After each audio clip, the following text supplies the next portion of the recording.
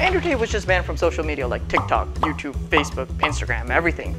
He had been banned from Twitter before, and he wasn't the first one. But this brought up some concerns I've always had about social media. I mean, if these corporations can ban a sitting president of the United States, who the fuck is Andrew to escape it? We all saw it coming though, including Andrew. This has become cyclical. You have someone who says completely outrageous things that are ideologically divergent from the mainstream. People get outraged, then multi-billion-dollar corporations exert their immense power to censor people they don't like, and we all move on with our day. Getting ripped tonight. So Tristan, It's crazy to think that 20 years ago this problem didn't really exist because social media didn't really exist. The US government was aware that tech companies were becoming way too big and powerful, see Microsoft to the DOJ, but the revolution really started in the early 2000s with sites like Are You Hot or Not, which apparently inspired the creators of Facebook. But in the movie, it showed that Zuck came up with the idea all by himself, so I'm gonna believe the movie has a 100% unbiased source. Then there was MySpace, then Facebook launched in 2004, YouTube, Twitter, Instagram, Snapchat, and then the latest, hottest media app, TikTok. And today, a whopping 4.7 billion people use social media. That's almost 60% of the population. And you know, some people are babies, some people live in areas with no internet access. But if you don't fall into one of those categories, you are on something. Whether it's underage TikTok girls dancing to the same 3 songs, or it's brown parents forwarding misinformation on WhatsApp, everybody and their mom is on social media, including your mom. There's a lot of positives of having a platform like this. You can share your talents, ideas, thoughts, build a following of people, and make money off of doing what you love. I mean, is social media heavily biased towards pure attractiveness rather than intelligence and quality of content? Yeah, but that was the case with traditional media as well. And if you're a straight male, don't act all high and mighty. The reason why Instagram keeps recommending you all these thoughts is because you keep scrolling for more and you like it. Think about it. Charli D'Amelio has 141 million followers. That's ridiculous influence. And at this point, I'm wondering, I don't follow her, but why the fuck do I know her? Like, she and I have nothing in common, but she's literally that famous. And because social media is especially a young person's domain, these platforms have an incredible power to shape and influence people's thoughts and ideologies. We know that media can affect perceived beauty standards to some extent, but I think it goes beyond that. That's kind of scary. And sure, this was a problem 50 years ago as well with traditional media, but keep in mind that 50 years ago, people didn't spend so much time immersed in media in general.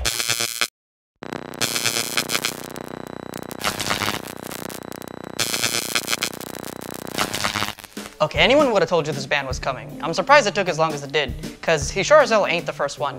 I remember this being a real issue back in 2019 with Steven Crowder. If you weren't aware, Steven Crowder is an American-Canadian political commentator who started off his career working at Fox News and eventually started his YouTube career hosting Ladder with Crowder. It isn't a secret that he has a political bias. He doesn't pretend to be centrist or anything, he runs a right-wing channel. But we're not here to talk about his political views. In 2019, this guy, Carlos Maza, accused him of spewing homophobic slurs at him. The Cliff Notes? YouTube said he hadn't violated any actual policy, but after huge public backlash, he was eventually demonetized and banned from uploading for a week. His monetization was reinstated in 2020 until he was permanently demonetized in 2021 for claiming that the election was stolen from Trump. I mean, YouTube still platforms the guy, so technically this isn't an injunction against freedom of speech, but running his platform has been made significantly harder because he can't make any money off of his YouTube videos despite millions of views. He tries to make his bread with his Mug Club program, but all this potential revenue is missed out on because of his opinion. This guy, Carlos Maza, got mad at Crowder for a couple of jokes, but the truth is he probably wanted to deplatform him because he hates his opinions. I'm gonna let my personal opinion slide for just a second and say that people like Carlos Maza are the problem. It doesn't matter if you intensely disagree with someone, you don't censor them, you debate them. And if someone calls you names on the internet, it's the fucking internet, what do you expect? This is the kind of arrogant bullshit I hate. You assume your ideological superiority without actually willing to prove it with open debate. And I mean, if Donald Trump can be banned, who the fuck is Crowder? Trump was banned from Twitter in the final days of his presidency, and then from meta platforms like Facebook and Instagram following the Capitol riots. People like Trump have immense power through the medium of social media, but whether they abuse it or not, who decides what's abuse? Do we make distinctions between free speech and hate speech? And if so, whose opinion is correct? Because there is a line to be drawn somewhere, but that line is based on someone's opinion, and it isn't a universal truth. Tate began his controversial rise on social media in January 2022. It seems that he had dabbled in accrediting fame over the years with a stint on Big Brother UK and him having YouTube videos on everything from his ramblings to his supercars. But what really changed the game and what might be one of the most genius marketing successes of all time was his multi-level marketing scheme. See, Tate realized very early on that what he was saying would surely get him banned and bring a premature end to his fame accumulation.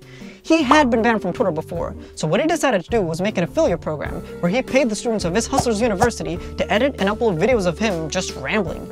This led to apps like TikTok getting flooded with thousands of Tate videos without him ever having an official account. The guy was everywhere, you could not escape him, and once you see him so much, you start asking questions. He was the most Google man on earth, more so than established people like Joe Rogan. He really took the internet by storm. Love him or hate him, you have to appreciate the brilliance of this idea, since it made deplatforming him so much more difficult, and probably the only reason why the ban came in so much later than expected. But alas, the ban is finally here. His official Insta was banned, TikTok is working hard to remove duplicate videos of Tate, and so it begins. Doesn't make a difference to him though, probably. He was rich way before he started social media, and I think this is part of his plan. Although I have no idea what his end goal is, kinda spooky. But the question is, whether or not you disagree with him, should these people be silenced?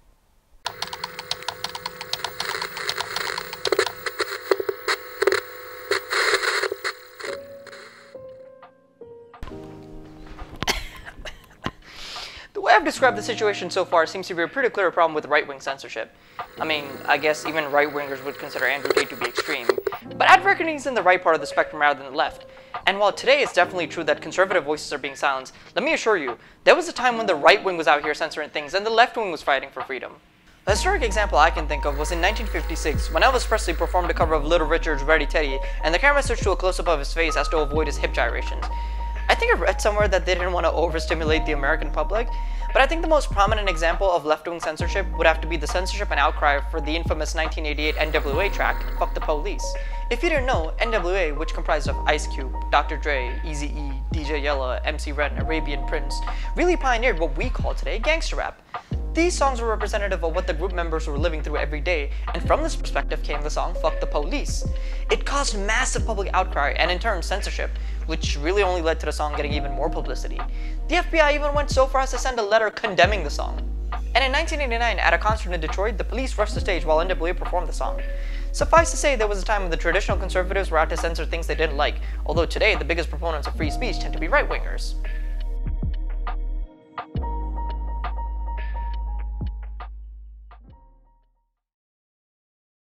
Well, a lot of people probably consider the people I just mentioned as extremely ideologically dangerous, or maybe even physically dangerous.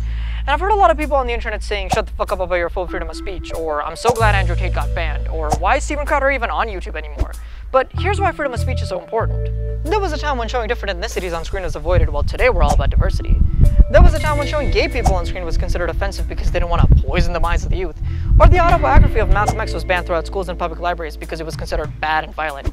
You see how these standards change and flip? These examples probably weren't even considered outrageous. To the people back then, they were probably like, of course they should be banned, what are you talking about? Probably eerily similar to the reactions of today's people. You might be confident that this idea is so right, but it would have never come to you if it had been censored from you. See, everyone's for censoring speech that they hate, until one day they come for your speech. And that's the point. These standards change, they completely flip to the other side. What is considered hate speech varies wildly. There's no line you can objectively draw, no final straw you can point to, no political spectrum you can mark to say that everything beyond this is hate speech. What you consider to be hate speech might be objectively true. What you consider to be an obvious truth might be wrong. We cannot be all-knowing, and to define hate speech is kinda arrogant. It's based on your biases and not objective truth. And the risk we have to take? Well, we'd be platforming all kinds of terrible people like neo-Nazis and actual racists. But the point isn't to censor them, it's to show the world that they are wrong. I have no qualms with thousands of videos explaining why Andrew Tate is an idiot, or why Steven Crowder is wrong about XYZ political idea. That's the way it should be. Here's the point. You censor these people because you think they are wrong, but are they actually wrong? Well, that's for the people to decide. Censorship might actually stifle ideas that go against the mainstream, but might actually be good. But you would never know because you stifled them.